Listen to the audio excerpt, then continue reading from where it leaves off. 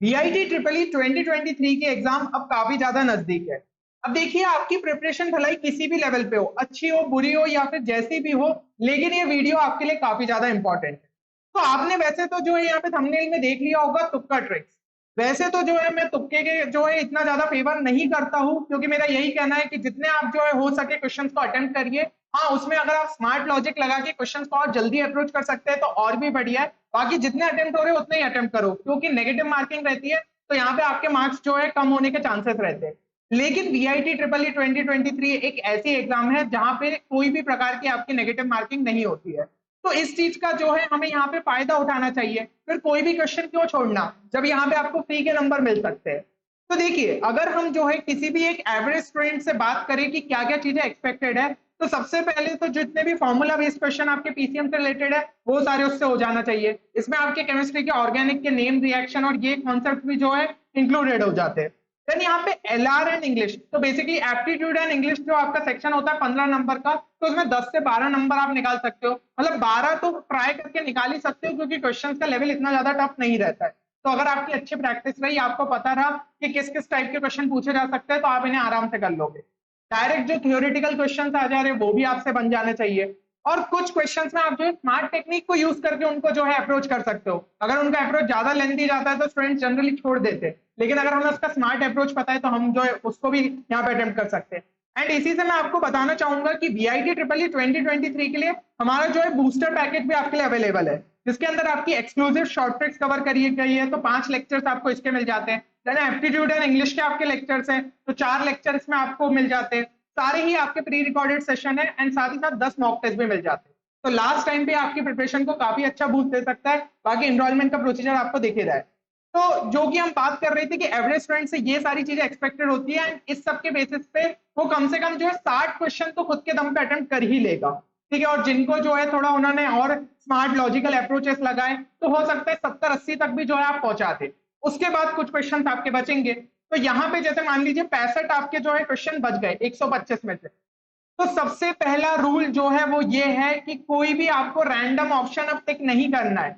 यहाँ पे अब जितने भी क्वेश्चंस बचे हैं उनमें जो मैं आगे के आपको रूल्स बताने जा रहा हूं उन सबको आपको अप्लाई करना चाहिए। तो सबसे पहले जो है रूल 2 हम देखते हैं कि आपको ये ट्राई करना है कि क्या आप किसी ऑप्शन को यहाँ पे एलिमिनेट कर पा रहे हो। अगर एलिमिनेट कर पा रहे हो तो इससे आपके करेक्ट आंसर आने की पॉसिबिलिटी और ज्यादा बढ़ जाती है। एंड ये चीज जो हमें VIT की ट्रिपल ई के पेपर में काफी क्वेश्चन में देखने को मिलेगी। तो ऑप्शन एलिमिनेशन बहुत ही ज्यादा इंपॉर्टेंट मेथड है। और जो मैं आपके जेई मेंस के लिए यहाँ पे स्मार्ट अप्रोचेस लेके आया था ना, स्मार्ट ट्रिक्स अपने डिस्कस की थी, वहां भी कई क्वेश्चन में मैंने बताया था ऑप्शन एलिमिनेशन। डोमेन रेंज के स्पेशली क्वेश्चन हो जाते हैं, और अपने जो अपने बूस्टर के पैकेज में ट्रिक्स वाले वीडियो डाले उसमें भी ऑप्शन एलिमिनेशन काफी बार यूज किया है। तो यहाँ पे एक क्वेश्चन के साथ मैं जो आपको समझाना भी चाहूंगा।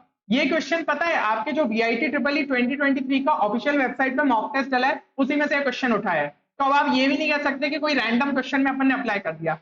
प्रॉपर टाइप का जो VIT ट्रिपल ई में पूछे जाते हैं उसी लेवल का क्वेश्चन है। तो देखो यहाँ पे पूछा गया है the population of a country increases at a rate proportional to the number of inhabitants. If the population doubles in 30 years then the population will triple in approximately. अब देखो इन्होंने बोल दिया है कि if the population doubles in 30 years, तो triple जो है वो 30 ईयर में तो नहीं होगा, उससे तो ज्यादा ही वैल्यू रहेगी। तो इसका मतलब 30 ईयर्स को तो सीधा सीधा एलिमिनेट कर सकते हो ना। तो ये होता है ऑप्शन एलिमिनेशन, जितने ऑप्शन पॉसिबल हो उतने एलिमिनेट कर दो। कभी कभी तो हम 3-3 ऑप्शन तक एलिमिनेट कर देते हो, सीधा राइट आंसर मिलता है। यहाँ पे अपना एक हो रहा है तो उसको तो जो है फटाफट एलिमिनेट कर दो। अच्छा एक और बात बताओ, यहाँ पे आप ना एक और ऑप्शन एलिमिनेट कर सकते हो। कौन सा ऑप्शन? देखो इन्होंने बोला है कि if the population doubles in 30 years, तो इसका मतलब जो है पहले तो यहाँ पे स्टेटमेंट अगर हम पढ़े कि population of a country increases at a rate proportional to the number of inhabitant, तो इसका मतलब dp upon dt should be proportional to p। तो सिंपल ये जो है डिफरेंशियल इक्वेशन बना के होता है। इसका हमें पता है यार, फर्स्ट ऑर्डर रिएक्शन भी आपने केमिस्ट्री में पढ़ी होगी ना, तो उसी टाइप की इक्वेशन आ जाएगी। p is equal to P naught e की पावर यहाँ पे आपका क्या आ जाएगा kt। तो ये आपकी जो है इक्वेशन बन गई।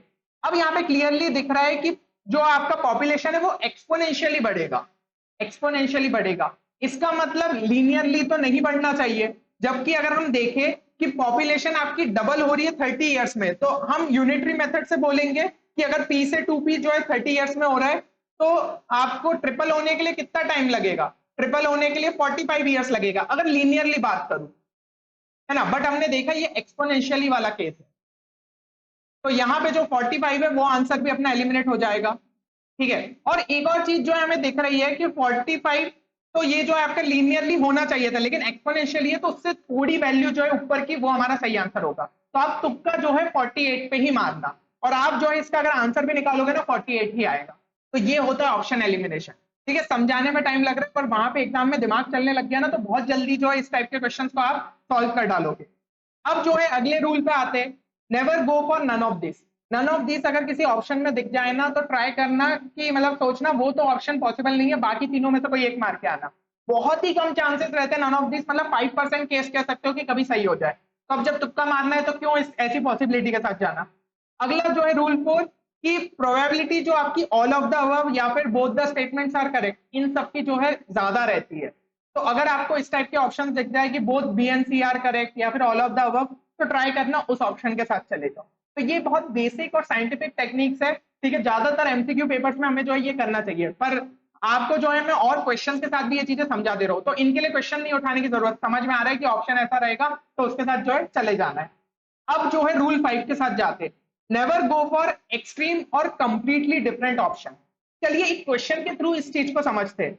यहाँ पे ये क्वेश्चन भी जो है ना आपको वो मॉक टेस्ट 2023 वाला जो डला है ऑफिशियल वेबसाइट पे वहीं से उठाया है, तो अपन ने एग्जांपल भी जो है आपके उसी पेपर से उठाया ताकि आपको आइडिया लगे हाँ इस लेवल के क्वेश्चन पूछे जाते हैं और इसी तरीके से दिमाग लगा लेना है। Area bounded by y is equal to x log x and y is equal to 2x minus x square. Area under the curve का क्वेश्चन है, तो ठीक है भाई हमें जो है यहाँ पे इंटीग्रेट करके आंसर निकालना पड़ेगा। लेकिन एक बार ऑप्शंस को ध्यान से देखो, 7/12, 7/8, 7/4, ऑड वाला कौन सा दिख रहा है यहाँ पे 11 स्क्वायर यूनिट, क्योंकि सब जगह अगर जो है 7 डिवाइडेड बाय समथिंग लिखे तो इसको भी वैसा कुछ लिखा होना चाहिए था। तो ये जो है ये हमारा ऑड वन आउट हो गया, इसलिए सबसे पहले इसको एलिमिनेट कर दो। ठीक है ना, या फिर कोई एक्सट्रीम वैल्यू आपको दी है तो उसको भी जो है सिंपली यहाँ पे एलिमिनेट कर सकते हो। अब जो है इतनी वैल्यूज बची है तो इनमें से आपको जो है फिर कोई तुक्का मारना चाहिए और उस हिसाब से जो है आप आंसर यहाँ पे कर सकते हो। ठीक, अब यहाँ पे जो है आपका एरिया अंडर द कर्व के थ्रू जब आंसर निकालेंगे तो 7/12 मिल रहा है। ठीक है ना, पर एक ऑप्शन अपन ने एलिमिनेट कर दिया है तो थोड़े कम जो है आपके चांसेस है गलत होने के, तो ये जो है आपकी तुक्का टेक्निक रहती है। अब जो है अगला रूल पे अपन जाते हैं, तो यहाँ पे रूल 6 बोलता है कि ऑलवेज गो फॉर वन और मोर सिमिलर ऑप्शन। अगर आपके दो ऑप्शन एक जैसे दिख रहे हो ना कि न्यूमेरिकल वैल्यूज लगभग सेम है और बस कुछ पावर का चेंज है या फिर ऐसा कुछ है, तो उन दोनों में से ही कोई एक आंसर जो है पॉसिबल रहेगा। चलिए एक केस देखते हैं, यहाँ पे एक और क्वेश्चन। तो ये क्वेश्चन जो है आपका देके रखा है कि 1100 turn coil of wire that is 2 centimetre diameter is in magnetic field that drops from 0.150 Tesla to 0 Tesla in 9 millisecond. The axis of the coil is parallel to the field. What is the EMF induced in the coil? EMF वाला question है, पता है formula तो बहुत अच्छा है, solve कर लोगे, लेकिन टाइम कम बचा है, तुक्का मारना है, क्या करें। तो देखो ना भाई, फिर लॉजिकल तरीके से हम जाते हैं। सबसे पहले पिछली वाली जो रूल है उसको अप्लाई करते हैं। 57.6 काफी अलग सी वैल्यू लग रही है। अब जब ये सब 8.91, 5.76, 7.76, तो ये डबल डिजिट वाले क्यों उठाना, तो इसको तो सबसे पहले एलिमिनेट करो।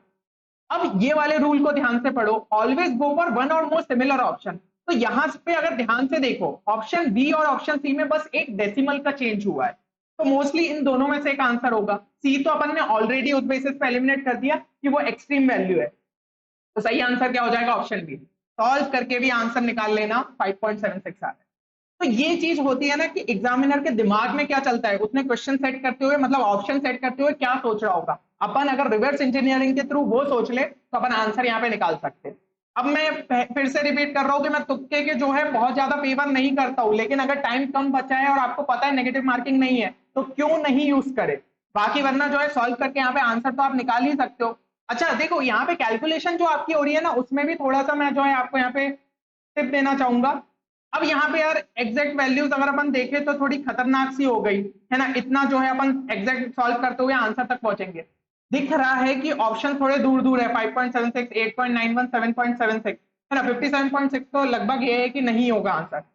अब यहाँ पे जब आप सॉल्व कर रहे हो तो एक काम करो, इनको जो है आप थोड़ा सा अप्रोक्सीमेशन ले सकते हो क्योंकि ऑप्शन आपके दूर दूर है। तो इसको 110 हमने लिखा इंटू यहाँ पे कर दो, इसको मान लो 3.15। ऐसा क्यों, क्योंकि ये 3 से एग्जैक्टली डिविजिबल हो जाएगा और नीचे 9 दिख रहा है तो वो 3 से कट जाएगा। और इसको 0.15 डिवाइडेड बाय 9 रख दो। अब 3 से पहले कैंसिल कर दो, तो ये कितना हो गया 1.05, और इसको अगर हमने कैंसिल किया तो ये क्या बन जाएगा 0.05। अच्छा, अब एक और चीज जो है, हाँ ये सॉरी, ये भी 3 से जो है कैंसिल हो चुका है। अब 1.05 लिखा है तो इसको अप्रोक्सीमेटली 1 ही लिख दो ना, अप्रोक्सीमेटली 1 ही लिख देते, तो बचा क्या 110 इंटू 0.05। इसको तो सॉल्व करोगे कितना आ जाएगा आपका 5.5 आ जाएगा, है ना। तो 5.5 के पास कौन सा आंसर है। अब अपन को ये पता है कि अपन ने 1.05 को 1 किया है, तो 5.5 से जस्ट बड़ी वैल्यू होगी। ऑप्शन देखो 5.76 जस्ट बड़ी वैल्यू है, तो उसको टिक कर दो। तो ये होता है कि कभी कभी अप्रोक्सीमेशन भी यूज कर लेना चाहिए। अब अप्रोक्सीमेशन जो है ना वो स्मार्ट टेक्निक में आएगा, तुक्का टेक्निक में नहीं आएगा। बूस्टर वीडियोस में भी आपको बताया ना अप्रोक्सीमेशन टेक्निक, तो इस टाइप की जो है चीजें यूज कर सकते हो।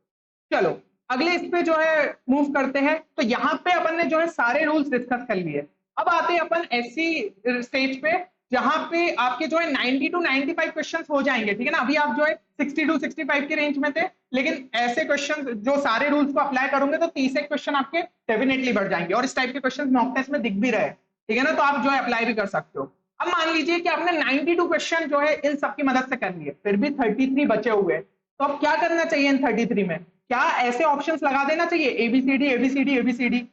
नहीं, बिल्कुल गलत मेथड है ये।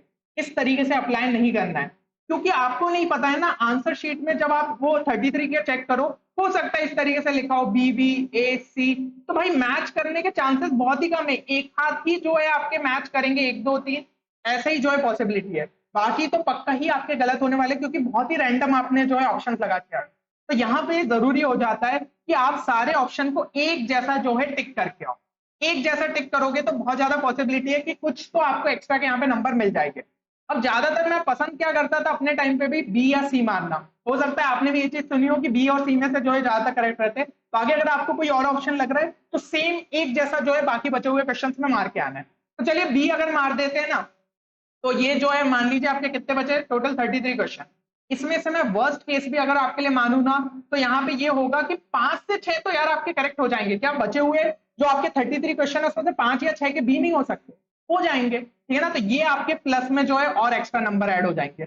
या फिर जो है बेस्ट केस मान लू कि आपका जो है यहाँ पे किस्मत अगर अच्छी रही, तो ये भी हो सकता है कि 10 से 12 आपके सही हो जाए, कि मान लो बचे हुए ऑप्शंस में बी ही मैक्सिमम था, या फिर जो है आपका बी मॉडरेट लेवल पे था, तो ये जो है आपके लिए एक पॉसिबिलिटी बन जाती।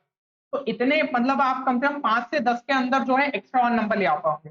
लेकिन यहाँ पे अगर जाओगे ना तो 2 या 3 से ज्यादा नंबर नहीं आएंगे, क्योंकि बहुत रैंडम आपने जो है ऑप्शन मार्क किया। तो ये चीज जो है ध्यान रखना। अब जो है आप, जैसा कि मैंने आपको पूरे पेपर के टाइम पे बताया कि ऑफिशियल वेबसाइट जो आपकी देके रखी है ना, वहां पे मॉक टेस्ट दिया हुआ है, तो वहां से आप जो है अटेम्प्ट भी कर सकते हो। और अगर आप चाहते हो कि इस मॉक टेस्ट के अंदर और इसी टाइप की जो है तुक्का टेक्निक्स अपन डिस्कस करें, तो मैं और भी आपके लिए वीडियो यहाँ पे ला सकता हूँ।